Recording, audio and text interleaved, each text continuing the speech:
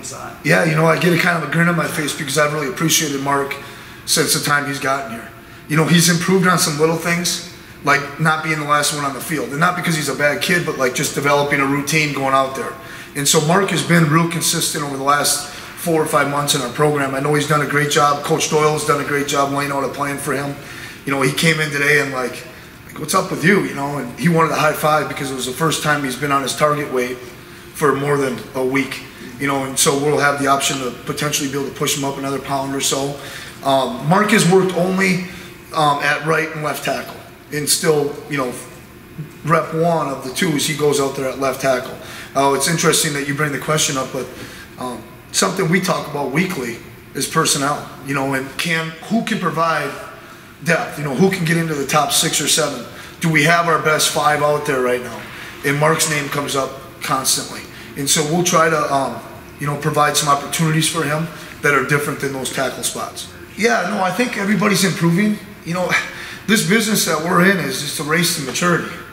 Like, no matter what, we could come in here and tell you guys it's all going great. You know what I mean? It's not. It's never good enough. The improvement's not happening fast enough. But the guys are going out there and they're working really hard. And I think their gains are substantial. You know what I mean? Like, we've got a guy out there, I'm not going to make, he had a hard time getting the stance and playing with pad level. Like, that's gotten cleaner. You know, we got a guy that basically won't punch his hands in pass protection. The other day he landed his hands and moved over there and stayed in front of the guy. I mean, it is really complex stuff. But we are seeing some guys that are taking, you know, the pajamas off and stepping into their big boy thing, to be honest with you. But I think North Texas, like in the first 15 plays, played 10 to 12 different fronts. I remember one time, and James is brilliant, right? Like, super smart. He's like, Coach, I think it was diamond, but it might have been over. You know, and you look back on the film and you're getting some various fronts. I think that's pretty common for people that do want to stop the run. You know, unfortunately, you know, everybody wants you to step out there and just like run the football right down people's throats from Jump Street. That normally happens, you know, somewhere in the 3rd quarter or end of the 2nd quarter. It takes some time, you know, and that's what we have to do a better job of this year, is identifying what the defense is trying to do. You know, let's make some communications, let's play fast and get on our aim points and do some good things.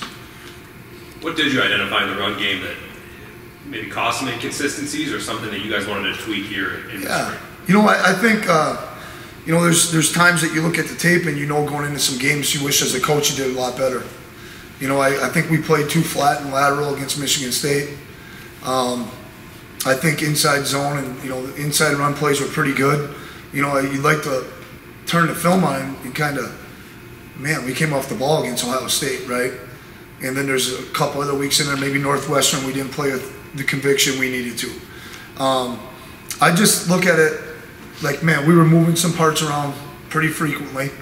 And I think those guys, you know, to a man, needed to be a little bit more accountable. And then on top of that, I think that as a football coach, I could have done a better job. As far as for me, what I'm really excited about is now you know the system instead of just coaching the system. You know, there's a big difference, right? Like, you know, can you take advantage of the system, make it work for you, or are you just teaching through the notes and teaching through what you've learned in 1 year from a couple coaches? And so now we're in there, we're able to problem solve faster. It was an unbelievable football season for me.